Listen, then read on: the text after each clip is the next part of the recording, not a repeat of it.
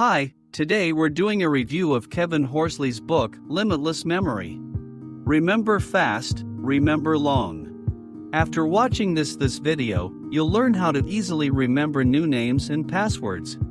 It's no secret that learning a foreign language is very important to expand your vocabulary.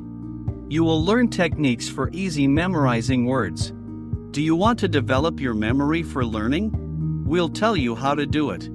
You've probably seen a performance where the contestant demonstrates a phenomenal memory by reproducing 100-digit numbers. The author of this book broke the world record memorizing 10,000 random numbers. Kevin Horsley has been called the International Grandmaster of Memory, and today you can learn his secret even if you just want to learn how to memorize your presentations at work and stop peeking at a memo every 5 seconds. The tips in this book apply to many areas of life, and this video will help teach you how to do it. When you're going to chop wood, you have to sharpen your axe first, right? You can't work with a dull axe. The same goes for the learning process. We were given a brain, but no one told us it had to be sharpened periodically. The author of the book shares a personal story. As a child, he thought he was doomed to be a loser for the rest of his life because reading and writing were very difficult for him. Concentrating, even more so. Memorizing material was a torture for Kevin. In those days, dyslexia was not well understood. So at the age of 8, the school psychologist suspected that the boy had a developmental disability and wanted to send Kevin to a special class because he couldn't keep up with the other children. If that psychologist would have known that 15 years later, Kevin would break the world record and learn the first 10,000 digits of pi, be able to reproduce in any order and beat the previous world record by 14 minutes. Just imagine. 10,000 random numbers. I can't get my head around how a child with dyslexia could turn into a master memorizer, an avid reader, author, and teacher. Kevin says memory is a skill, not some special gift. It can be learned, so stop saying, "I'm not good with names," or "it slipped my mind." You just haven't learned the skill of memory. It's so easy for him, he has a photographic memory. So there's got to be a camera in his brain, a camera capturing everything you need to know? No, photographic memory is a myth. In fact, those who have photographic memory use the same methods that we'll talk about later. It's just that they do it unconsciously. Make the information visual. That's one of the main principles of remembering. Have you ever read a book till the end and suddenly realized that you don't remember what you've just read about? That happens because you don't make the information visual. Think about what happens when you're reading a novel or a short story. A real movie comes to mind, doesn't it? You easily remember the names of the characters, all events, because you can see them clearly in your mind's eye. When you read, you use your imagination and creativity and draw pictures in your head based on what you're reading. The brain is like an internal movie screen on which you can project information onto. It's a very effective way of learning, because you can improve the learning process through imagination by creating exciting and intricate images in your mind. Whether it's a paragraph from a textbook or a shopping list. Use the object system. Feel. There are 5 pathways through which information enters the brain. It is our sight and hearing, smell, touch and taste. When you use your senses, you learn more about life and you're able to remember more information right now. Think about an orange. What a nice orange color, sour taste, citrusy, fresh smell. Do you feel it? Does more mean better? Let it not be a regular orange, but a huge one, the size of a house, and talking. Exaggerate with humor, amuse your brain. There is no scientific evidence that the learning process has to be serious. Be illogical, play with your imagination, and have fun doing it.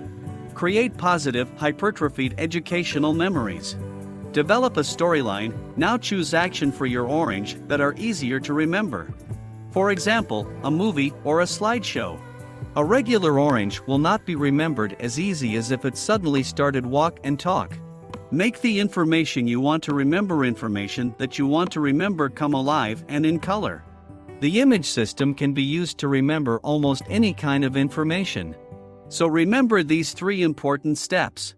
Feel, exaggerate, and develop the story. Let's imagine, for example, that you need to memorize a foreign word. You want to remember that juice in Russian is sok. But what does juice mean in English?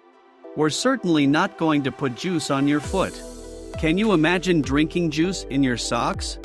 Let the associations be absurd as long as they amuse you and help you remember new information. Our subconscious mind always associates images in this way, so it's a natural way of learning something new. The brain connects unrecognized information with what you already know and makes sense of it.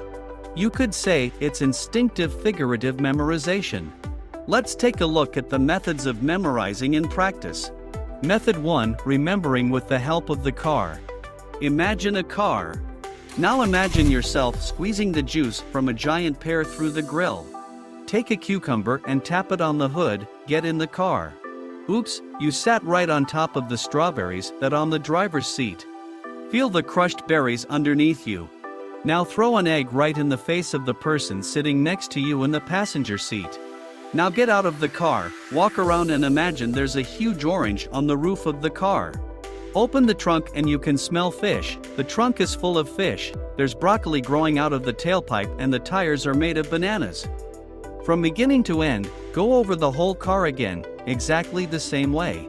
Don't forget to feel, exaggerate, and develop the plot. By the way, you've just learned 8 healthy foods that increase vitality and make your brain active and efficient. This was an example of how the brain automatically builds connections and assimilates information. You can remember anything with this technique, from a shopping list to a list of countries in South America. Memorizing with visualization applies not only to lists, but also to tables and presentations. Let's say you are preparing PowerPoint presentation and instead of slides and entering long chunks of text and trying to memorize them, you could summarize the content of the slides by topic and link each one with a particular image. For example, the topic budget might be associated with wallet. We can imagine, going back to the theme of the car, how you open the trunk and find the wallet. So by imagining these pictures and putting them in the mental image of the car, you can remember them easily. We'll come back to visualization a little bit later. It is not necessary to present in the mind exactly the car, it can be anything else. A bus, a store, a room. You can imagine stuff even in your body.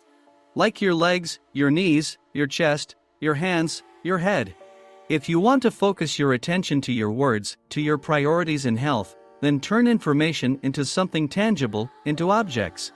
And then place them in a room, for example, in the kitchen. Imagine a person in a very bad mood jumping up on your kitchen table. Then imagine writing down all of your priorities on the refrigerator door with a permanent marker. Then imagine an athletic man making salad next to the oven, which is associated with health. Setting priorities in health, according to John Maxwell, are 3 key points on which we should focus on every day. The more creative you are in creating mental images, the easier it is to remember them. The second way to memorize is with rhymes. A simple and effective method of linking new and already known information with a rhyme. Anything that rhymes is much easier to remember. A friend in need is a friend indeed. Song lyrics are also easier to remember when they rhyme. And how do you memorize a number? You just have to relate with a visual image. The number 3 associates with French fries. If you need to remember a password or a phone number that has the number 3 in it, think of it as 3 pieces of French fries. This also applies to ordinal numerals. If you're memorizing a list, item number 3 will be holding a French fry. The same principle can be used for quantities. Method 4: Linking thoughts and stories. Make up an incredible story in your head, pick out the key words. Write your scripts, that's how you create new neural connections. One topic, one keyword. Then bring the keywords to life and think of actions for them. Let's remember the methods of memorization for now. First, the arrangement of objects in the car or elsewhere. Secondly, remembering with rhyme. Thirdly, naming things, and finally, creating mental stories. Let's try to remember these 4 points and create a story of our own. I get in my car, but I realize I forgot my keys at home. So I had to go back. The cats weren't expecting me back and started telling me poems. Second way. One of the cats cried out my name in fright. Way 3. because now I know their secret. The talking cats are caught red-handed.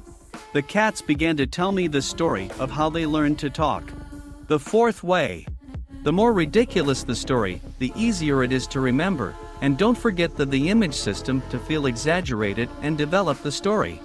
Fifth way, develop memory for numbers. Let's not go into the theory given in the book and immediately proceed to practice. This method of memorization is easier to show than to tell you. The idea is that you have to associate a number with a letter that has the same shape. Let's say if you flip the number 3 horizontal, you get the letter M or W, depending on which side to rotate. The upside down number 6 is similar to the letter B. 8 is like an S. Let's say, in the phone number there's a 3, you can think of code words for it beginning with the letter M. You can do that with all the consonants letters. Let's take an example.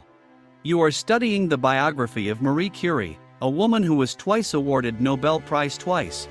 You need to remember the year of her death, 1934.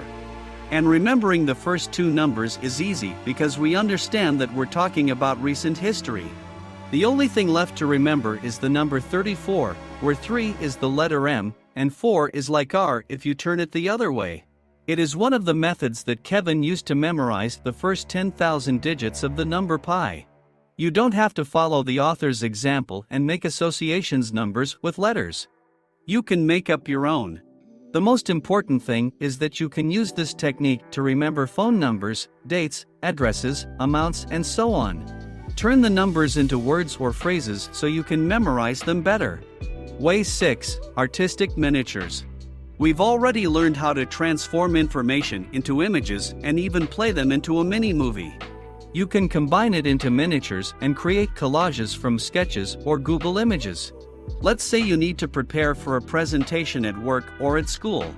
Create images for your presentation and combine them into one collage a few days before your presentation. Hang the collage in a prominent place, on your refrigerator, for example.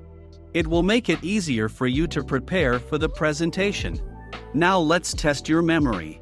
Remember how we used to memorize objects with the help of the car. What did you throw at the person sitting in the passenger seat? What were the wheels made of? What did you do to the hood? Can you remember all 8 healthy products that were in the car? Okay, here's a clue: apple, carrot, strawberry, egg, orange, fish, broccoli, and banana. But honestly, how many foods did you manage to remember? Well, that's it for today, and I ask you to write in the comments the topic or book you would like me to explain for the next videos. Keep getting better and growing each day.